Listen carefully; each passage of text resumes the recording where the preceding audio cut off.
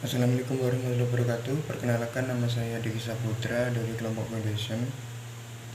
Dalam video ini saya akan memaparkan tentang keorganisasian dan bagaimana cara memanajemen waktu.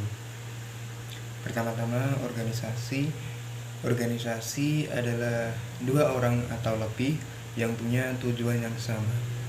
Jadi dalam organisasi itu terkadang memiliki visi dan misi yang sama, makanya tujuannya juga sama.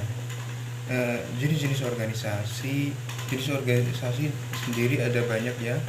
Contohnya di organisasi di kampus, di sekolah, ataupun di sosial. Manfaat mengikuti organisasi sendiri juga sangat banyak. Contohnya bisa menunjang pengalaman kita saat melamar kerja nanti, dan juga belajar bagaimana cara bekerja sama dengan orang lain, belajar berdiskusi, dan banyak hal lainnya. Terutama manfaat yang paling besar adalah bagaimana cara kita memahami orang lain, karena banyak orang yang memiliki kepribadian yang berbeda akan kita hadapi dalam organisasi ini. Manfaat lainnya adalah pembentukan karakter.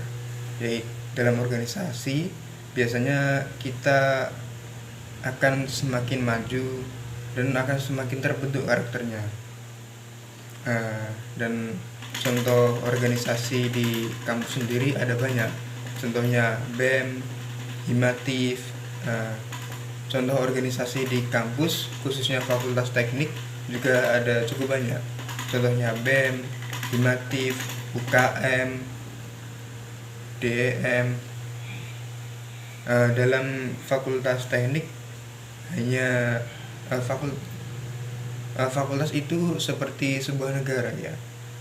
Ada legislatif, eksekutif, dan yudikatif. Tapi dalam fakultas itu tidak ada yudikatif, jadi hanya ada legislatif dan eksekutif.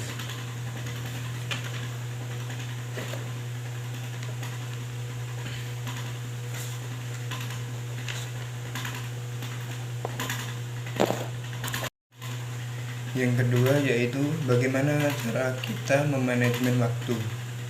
Sebagai mahasiswa, tentunya waktu yang kita miliki juga semakin terbatas daripada saat kita menjadi siswa dulu. Jadi mahasiswa, kita juga harus memiliki tanggung jawab untuk memanajemen waktu kita dengan baik. Contohnya mengerjakan tugas dengan tepat waktu, tidak datang telat, dan lain-lain.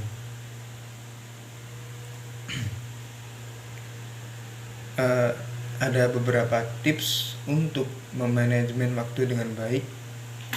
Tips pertama yaitu memaksimalkan dengan skala prioritas.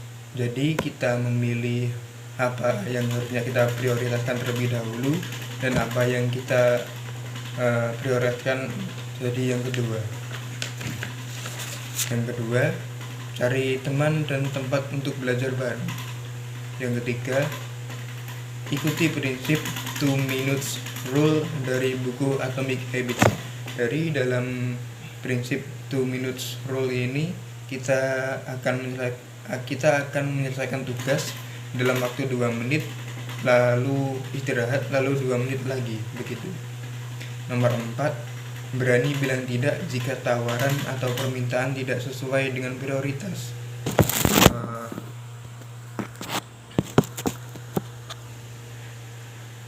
Jika kita misal ditawari untuk mengikuti suatu acara organisasi, tapi kita memiliki tugas yang lebih penting daripada mengikuti acara itu, kita diperbolehkan untuk bilang tidak, untuk tidak mengikuti acara tersebut. Yang keempat, time bloating dan promodola.